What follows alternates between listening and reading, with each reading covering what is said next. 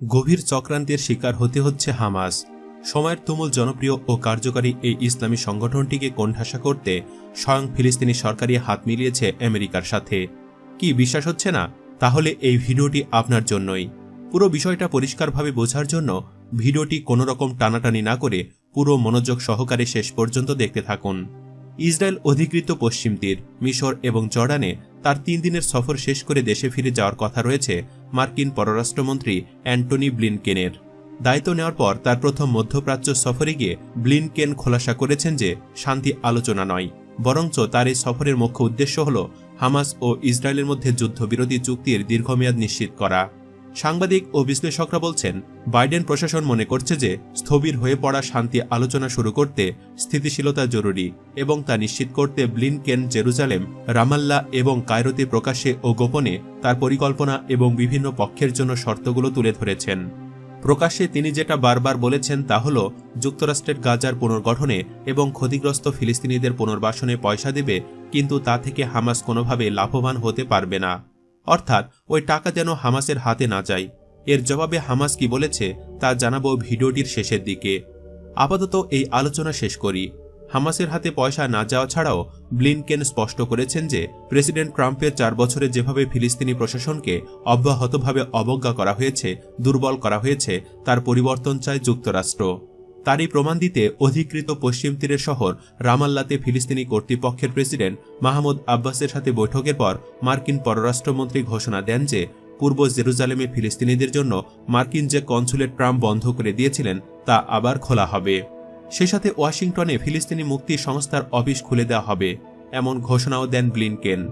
জানা গেছে, মাহমুদ আব্বাস বৈঠকে ব্লিনকেনকে বলেছেন যে আল-আকসা মসজিদ এলাকায় ইসরায়েলের নতুন বিধিনিষেধ এবং পূর্ব জেরুজালেমে ফিলিস্তিনিদের উচ্ছেদের উদ্যোগ রাজনৈতিকভাবে তার জন্য বড় ধরনের সংকট তৈরি করেছে।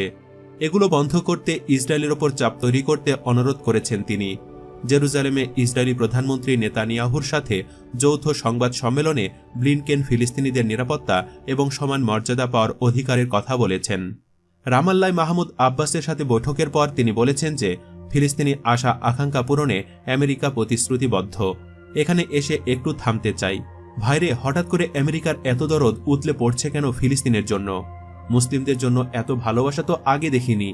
কথা হলো, এই ভালোবাসা কতটা খাঁটি, না পুরোটাই ভেজালে ভরা? আপাত দৃষ্টিতে তো ভেজালে ভরাই মনে হচ্ছে। ট্রাম্পের শাসনে গত 4 বছর ধরে ওয়াশিংটনে যে সুর আমরা শুনেছি আর এবার যা শুনেছি তার মধ্যে মৌলিক তফাৎ। এটা পরিষ্কার যে বাইডেন প্রশাসন ফিলিস্তিনিদের আস্থা অর্জন করতে চায়, বলতে চায় যে আমেরিকা নিরপেক্ষ একটি মধ্যস্থতাকারী, একচোখা নয়। কিন্তু প্রশ্ন হচ্ছে, গাজায় হামাসকে পুরোপুরি অবজ্ঞা করে কোণঠাসা করার যে সংকল্প বাইডেন সরকার করেছে তা কতটা বাস্তবসম্মত? ফিলিস্তিনি প্রশাসন এবং মাহমুদ আব্বাসের হাত কতটা শক্ত করা সম্ভব হবে? নিরপেক্ষ মধ্যস্থতাকারী হিসাবে জো বাইডেনকে সাধারণ ফিলিস্তিনিরা কতটা বিশ্বাস করবে? আপনি হয়তো জানেন, ত্রাণের রাস্তা ধরে গাজায় হামাসের শক্তি খর্ব এবং সেখানে মাহমুদ আব্বাসের ফাতা ও ফিলিস্তিনি প্রশাসনের প্রভাব বাড়ানোর পথ নিয়েছেন জো বাইডেন। যুদ্ধবিরতির পর থেকেই গাজায় পুনর্গঠন এবং পুনর্বাসনে অনেক টাকার প্রতিশ্রুতি দিচ্ছে যুক্তরাষ্ট্র, কিন্তু বলা হচ্ছে কোনোভাবেই এ টাকা হামাস হতে পারবে না বা এ থেকে হামাস লাভবান হতে পারবে না। যুক্তরাষ্ট্র জানে এ দাবি অবাস্তব। বাস্তবে ফিলিস্তিনি প্রশাসনের কোনো ভিত্তি আর গাজায় নেই। কিন্তু তাদের শর্তে হামাস রাজি না হলে গাজায় মানুষকে তারা বলতে পারবে যে তাদের কল্যাণ নিয়ে হামাসের কোনো মাথা ব্যথা নেই। তাদের চিন্তা নিজেদের ক্ষমতা প্রতিপত্তি, এটা খুব স্পষ্ট। তবে হামাস এত বলদ নয়। সংগঠনটি পানির মতো পরিষ্কার বক্তব্য দিয়ে দিয়েছে, যার কারণে জনগণ আরও খুবই খুশি হয়েছে।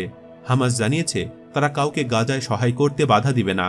আবার এও জানিয়েছে তারা আমেরিকার একটা পয়সাও ছোবে না, বরং অন্যান্য দেশ বা সংগঠন থেকে যা পেয়েছে তার প্রতিটা পয়সা গুনে গুনে জনগণের মধ্যে ভাগ করে দিবেন। আহ, কি সুন্দর স্টেটমেন্ট, একেবারে নির্ভেজাল। ইসরায়েলকে প্রতিরোধের যে শক্তি হামাস অর্জন করেছে এবং এই লড়াইতে তার যে নমুনা দেখিয়েছে সেটা নষ্ট করারই যুক্তরাষ্ট্র এবং ইসরায়েলের এখন মূল লক্ষ্য।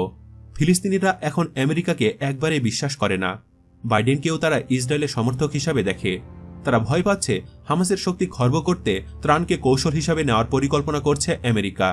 স্থিতিশীলতার জন্য ইসরায়েল নয়, ফিলিস্তিনিদের ওপরে শুধু শর্ত চাপানো হচ্ছে। এ নিয়ে আমাদের মনেও কিন্তু কিছুটা ভয় আছে, কারণ আমেরিকা তো আজকে নতুন নয়। এসব চাল সেই বহু বছর আগে থেকেই খাটিয়ে আসছে।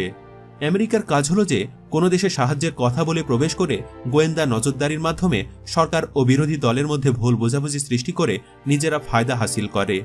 সর্বশেষ কোনো কিছুতে যখন পেরে উঠতে না পারে তখন তারা ওই রাষ্ট্রগুলোকে উগ্রবাদ আখ্যায়িত করে। এই বিশাল বিশ্বের উগ্রবাদের আবিষ্কারক হল মানবতার কথা বলে মুখে ফেনা তুলে মানবতা বিরোধী কাজ করা রাষ্ট্রের নাম হল আমেরিকা। এরা বিষধর সাপের চেয়েও বিষাক্ত, এদের কখনো বিশ্বাস করা যায় না। সকল রাষ্ট্রের উচিত হবে বিষধর সাপের সহযোগিতা ছাড়া নিজেদের যার যা কিছু আছে তাই নিয়ে এগিয়ে চলা। সব মিলে আমেরিকার টাকা নিচে তো মরছে। আমেরিকা ইসরায়েলকে দিচ্ছে যুদ্ধবিমান, ক্ষেপণাস্ত্র, সাবমেরিন সহ যাবতীয় সমরাস্ত্রের সর্বাধুনিক ভার্সন, আর ফিলিস্তিনিদের দিচ্ছে ত্রাণ। আরবদের কাছে করতেছে অস্ত্র ব্যবসা। আরবরা নিজেদের সমরাস্ত্র নিজেরা তৈরি করার ক্ষমতা লাভের আগ পর্যন্ত পুরো জাজিরাতুল আরব আমেরিকার কাছ থেকে স্বাধীনতা লাভ করতে পারবে না। খালি চোখে আমেরিকা শুধু ইসরায়েলকে নিয়ন্ত্রণ করে, বাস্তবে পুরো আরব বিশ্ব পরাধীন মার্কিন কলোনির কাছে। তাই তো হামাসের সাথে ইসরায়েলের সর্বশেষ এই লড়াইয়ের শুরুর দিকে জো বাইডেন যেভাবে বারবার ইসরায়েলের আত্মরক্ষার অধিকারের কথা বলেছেন তা নিয়ে ফিলিস্তিনিরা ক্ষিপ্ত। এরপর যুদ্ধবিরতির কথা বাইডেন তখনই বলেছেন যখন দলের ভেতর থেকে তার উপর চাপ বেড়েছে এবং মিশরের মধ্যস্থতায় যুদ্ধবিরতিতে যখন দুপক্ষ প্রায় রাজি হয়ে গেছে। তাদেরকে নিয়ে ফিলিস্তিনিদের বিশাল অঙ্কের মধ্যে এই যে অবিশ্বাস, সন্দেহ, তা মাথা ব্যথার কারণ হবে আমেরিকার জন্য। সেই সাথে ফিলিস্তিনিদের একমাত্র প্রতিনিধি হিসাবে যে ব্যক্তির শক্তি বৃদ্ধির চেষ্টা তারা করতে চাইছে সেই মাহমুদ আব্বাসের গ্রহণযোগ্যতা এমনকি পশ্চিম তীরেও তলানিতে গিয়ে ঠেকেছে। পূর্ব জেরুজালেমে ইসরায়েলে নির্বাচন করতে দিচ্ছে না, এই যুক্তি দিয়ে মাহমুদ আব্বাস নির্বাচন স্থগিত করে দিলেন। কিন্তু সবাই জানে নির্বাচন হলে তিনি হারবেন এবং পশ্চিম তীরেও হামাস জিতবে। মাহমুদ আব্বাস 16 বছর ধরে ফিলিস্তিনি প্রশাসনের ক্ষমতায়।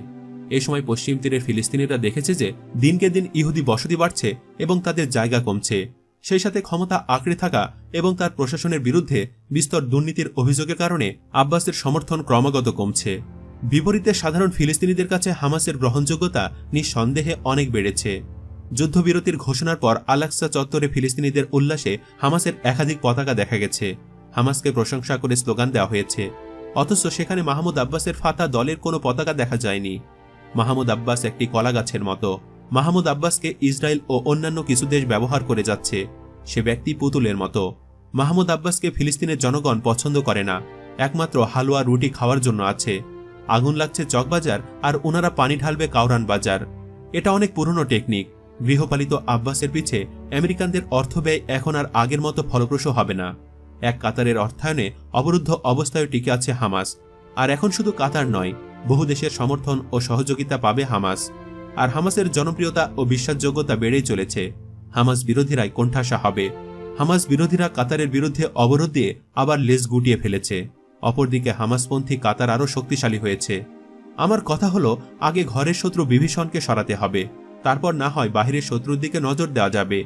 তাই ফিলিস্তিন জনগণের উচিত অতি দ্রুত মাহমুদ আব্বাস ও তার সরকারের ব্যবস্থাকে ভেঙে দেওয়া, সেটা যেভাবেই হোক। এই মাহমুদ আব্বাস ও তার সরকার ব্যবস্থায় ফিলিস্তিনের জন্য সবচাইতে বড় মাথা ব্যথার কারণ। এদের গদি থেকে টেনে হিঁচড়ে হলেও নামানোর পর দরকার হলে গাজার মতো জেরুজালেমেও হামাসকে ক্ষমতা দেওয়া হোক। আমার কাছে এটাই সেরা সিদ্ধান্ত মনে হচ্ছে। প্রিয় ভাই, এ নিয়ে আপনি কি বলেন? আপনার ভাবনার সাথে আমার ভাবনার কি কোনো মিল আছে? মিল থাকলে ভিডিওটির কমেন্ট বক্সে অবশ্যই ইয়েস লিখুন, না থাকলে নো লিখতে পারেন। আপনার মতামত প্রকাশের পূর্ণ স্বাধীনতা রয়েছে। সেই সাথে আমেরিকার সাথে মিলে মাহমুদ আব্বাস ও তার দল ফাতা এর চক্রান্ত নিয়েও মতামত জানাতে পারেন ওদের চক্রান্তে হামাসের মতো কোনো বিচক্ষণ সংগঠনের কোনো ক্ষতি হবে কিনা। ধন্যবাদ এতক্ষণ সাথে থাকার জন্য।